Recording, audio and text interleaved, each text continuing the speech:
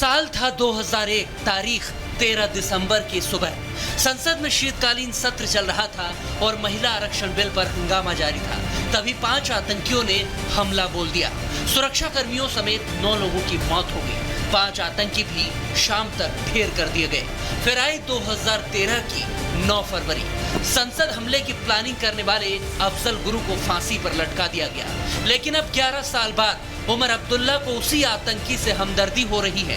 जम्मू कश्मीर में चुनाव आया तो नेशनल कॉन्फ्रेंस के उपाध्यक्ष ने अफजल की फांसी पर सवाल उठा दिए। See, my unfortunate thing was that the J&K government had nothing to do with Afzal Guru's execution. Otherwise, you would have had to do it with the permission of the state government, which I can tell you in no uncertain terms would not have been forthcoming. Why? It wouldn't have. We wouldn't have done it. I don't believe that any purpose was served by executing him.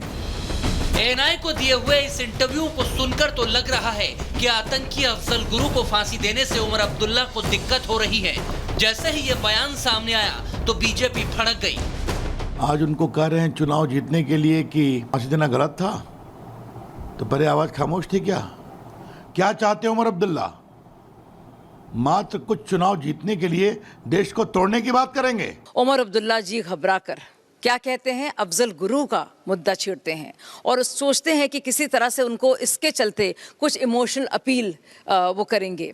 लेकिन आप सोचिए, उनकी ऐसी बुरी हालत है कि 2-2 जगह से वो अपनी किस्मत आजमा रहे हैं और बाकायदा सर से टोपी निकालकर भीख मांग रहे हैं अपनी इज्जत की। उमर अब्दुल्ला जी ऐसे नाम लेकर कश्मीर की जनता को गुमराह कर रहे हैं। कृपया आप आगे भी एमपी के इलेक्शन में हार चुके हैं, इस बार भी आपकी तबाही होनी तय है। नेशनल कॉन्फ्रेंस के उपाध्यक्ष उमर अब्दुल्ला की ओर से अफजल गुरु की फांसी पर दिए गए बयान से इस मुद्दे पर नई बहस शुरू हो चुकी है। इसमें सबसे पहले बीजेपी कूदी। दूसरी ओर नेशनल कॉन्फ्रेंस के साथ मिलकर चुनाव लड़ रही कांग्रेस के लिए जवाब देना मुश्किल हो गया है, क्योंकि अफजल को फांसी कांग्रेस के शासन में ही हुई थी। राष्ट्र विरोधी जो तत्व हैं जिन्होंने इस साजिश को रचा था, अगर उनको फांसी दी जाती है तो इन पर इनको इतराज क्यों है? राष्ट्र विरोध जो तत्व हैं इस प्रकार से इस पर टिप्पणी करना, ये माहौल बनाना चाहते हैं कश्मीर में और पूरा आतंकवादियों का समर्थन ले रहे हैं, तभी इस प्रकार की भाषा बोल रहे हैं। लगता है कि he is trying to justify और ग्लोरीफाई द टेररिज्म, बिकॉज किसी को हैंग करना जो कहीं ना कहीं निहत्तों लोगों का जिन्होंने कत्ल किया होगा। पार्लियामेंट अटैक आपको याद होगा, पार्लियामेंट अटैक में कितने सारे बेगुनाह लोगों की जान गई। मुझे लगता है कि उसको हैंग करने से उन लोगों की फैमिली को और उन लोगों को इंसाफ मिला। तो क्या वो कहना चाहते हैं कि सुप्रीम कोर्ट ने गलत निर्णय लिया था, वही सुप्रीम कोर्ट जो संवैधानिक पीठ है, या वो कहना चाहते हैं कि यूपीए की सरकार ने गलत निर्णय लिया था? भारत की सेना घाटी से आतंकियों का सफाया करने में जुटी है, लेकिन कुछ लोगों का आतंक प्रेम वक्त वक्त पर सामने आ ही जाता है। इससे पहले उमर के पिता फारूक अब्दुल्ला भी पाकिस्तान से बातचीत की वकालत कर चुके हैं, लेकिन शाह ने आतंकिस्तान से हमदर्दी रखने वालों को करारा जवाब दिया है। अगर एंटी कांग्रेस आई तो आतंकवाद आएगा और भाजपा ही तो किसी की ताकत नहीं है आतंकवाद को यहां घुसपैठ कराना। जम्मू कश्मीर से आर्टिकल 370 हटा, विकास बढ़ा, आतंकियों के खात्मे का काम चल रहा है। लेकिन पहले दौर की वोटिंग से पहले क्या अब्दुल्ला अब आतंक पर दाव लगाकर चुनाव जीतना चाहते हैं? Bureau report, Republic Bharat.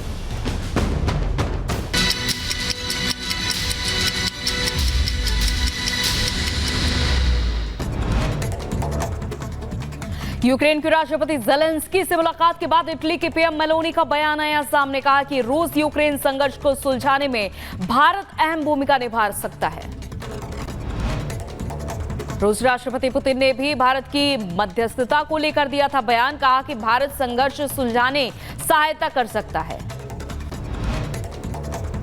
Assam की सीएम हेमंत बिस्वा शर्मा का बड़ा फैसला, आधार कार्ड के लिए देना होगा एनआरसी नंबर। असम में घुसपैठियों की संख्या में हो रही है बढ़ोतरी। असम सरकार ने घुसपैठियों को रोकने के लिए शुरू किया एक्शन। यूपी के लखनऊ में इमारत गिरने से बड़ा हादसा हो गया, जहां 6 लोगों की मौत। मलबे में फंसे लोगों को निकालने के लिए राहत बचाव काम जारी। सीएम योगी ने अधिकारियों को निर्देश दिए। बिल्डिंग गिरने के बाद आसपास की बिल्डिंगों को भी खाली कराया गया है। एसीएस ग्रे और एडीजी लॉ एंड ऑर्डर घटनास्थल पर पहुंचे। शिमला के संजौली में अवैध मस्जिद मामले में टली सुनवाई। अब 5 अक्टूबर को निगम कोर्ट मामले में सुनवाई करेगा। अवैध मस्जिद को लेकर हिंदू संगठनों ने जताई है आपत्ति। संजौली मस्जिद की अगली सुनवाई 5 अक्टूबर को होगी। आज एक बार फिर से हो सकता है विरोध प्रदर्शन। लखीमपुर खीरी में बाघ की दहशत के बाद प्रशासन ने शुरू की साफ सफाई। सड़क किनारे खड़ी बड़ी बड़ी झाड़ियों को साफ करवाने में जुटा प्रशासन। मिर्जापुर में सीआर के हमले ने बचाई दहशत, जहां एक ही रात में 7 लोगों पर हमला हो गया।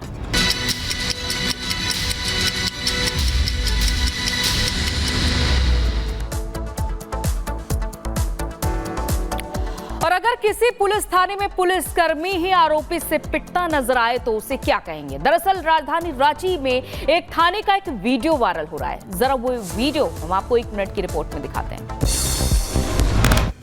ये है रांची का लालपुर थाना, जहां पुलिस वाले थाने के अंदर पिटते नजर आ रहे हैं। वायरल वीडियो में दिख रहा है कि एक युवक थाने के अंदर on duty ASI Sunil Murmu की पिटाई कर रहा है। इसमें युवक का दूसरा साथी भी उसका साथ दे रहा है। इस दौरान कई लोग थाने में बैठे हैं, लेकिन कोई बचाने नहीं जाता। थोड़ी देर के बाद दूसरा पुलिसकर्मी पिटाई खा रहे अपने सहयोगी को बचाने जाता है तो पिटाई कर रहा युवक उससे भी धक्का मुक्की और मारपीट करने लगता है। इसके बाद जब बाकी पुलिस वाले पहुंचते हैं तब जाकर दोनों युवकों को काबू में किया जाता है। इसके बाद वो पुलिस वालों को वर्दी उतरवाने की धमकी देते हैं। बताया जा रहा था कि दोनों युवक राजनीतिक दल का झंडा लगाए किसी गाड़ी में घूम रहे थे, लेकिन वो भी फर्जी निकला। हालांकि इस बात की जानकारी मिल रही है कि आरोपी रवि रंजन लकड़ा और विनोद लकड़ा, जिन्हें गिरफ्तार किया गया है, वो एक पूर्व जेलर का बेटा बताया जा रहा है। Bureau report, Republic Bharat.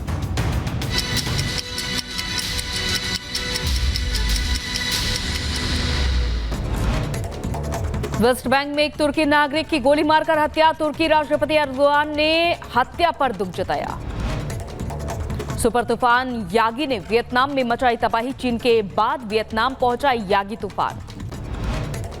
Yagi तूफान ने वियतनाम में मचाई तबाही। तूफान आने से करीब 4 लोगों की मौत। दक्षिणी चीन में यागी तूफान ने 3 लोगों की मौत, जहां करीब 95 लोग घायल हो गए। सीरिया के इदलिब में ड्रोन और रॉकेट हमलों में बढ़ोतरी। कमांड पोस्ट पर हुआ हमला। इटली के संस्कृति मंत्री ने इस्तीफा दिया। घोटाले में नाम सामने आने के बाद इस्तीफा दिया। गाजा में फिलिस्तीनियों की मौत का आंकड़ा बढ़ा। मरने वालों की संख्या बढ़कर 40,939 हुई। मॉस्को में सिटी डे के मौके पर संगीत कार्यक्रम का आयोजन। राष्ट्रपति पुतिन भी कार्यक्रम में शामिल हुए। आयरलैंड के डबलिन में ब्रिटिश पीएम कीर स्टारमर ने साइमन हैरिस की मुलाकात हुई, जहां पॉर्मरले हैरिस ने स्टारमर का स्वागत किया। अर्जेंटीना में कोर्डोबा जंगलों में लगी आग, हुई बेकाबू। भयानक तस्वीरें सामने आई। आबादी वाले इलाकों की ओर बढ़ रही आग। कराकास में यामाहा फैक्ट्री में आग की खबर तस्वीरों में नजर आया। काले धुएं का गुबार। आग पर कड़ी मशक्कत के बाद आग पर काबू पाया गया। अर्जेंटीना के कोर्डोबा में जंगल में भीषण आग लग गई। आसमान में दूर दूर तक दिखा काले धुएं का गुबार। आसपास के इलाकों में भी धुआं फैला। रूस में हुआ हादसा। क्रुकोवा ट्रेन डिपो में लगी आग। हादसे में किसी के हताहत होने की खबर नहीं।